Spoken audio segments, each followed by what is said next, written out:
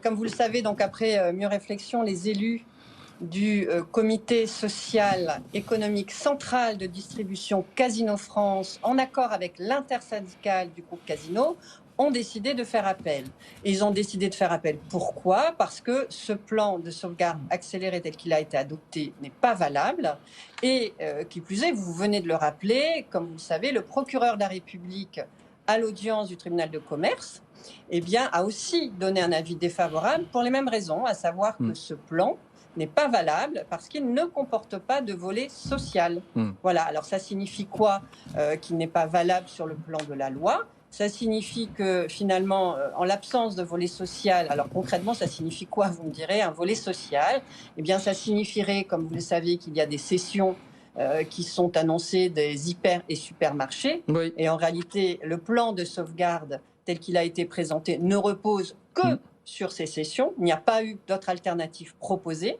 Donc, la démonstration est faite, c'est qu'en réalité, le volet social qui n'existe pas aurait dû donner des indications, par exemple, sur le nombre de licenciements qui vont être effectués au sein de l'activité qui va rester, le casino, puisque vous cédez quand même une activité qui représente...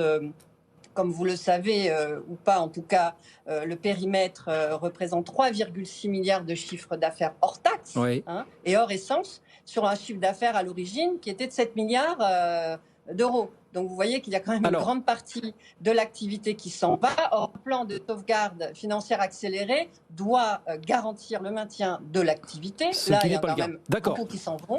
Voilà. Et puis aussi le maintien de l'emploi. En quelques Et secondes, là aussi, ce n'est pas vraiment le cas. Donc en fait, il aurait fallu, si vous voulez, dans ce plan, que soit précisé le nombre de licenciements. Là, jusqu'à aujourd'hui, ils n'en savent rien.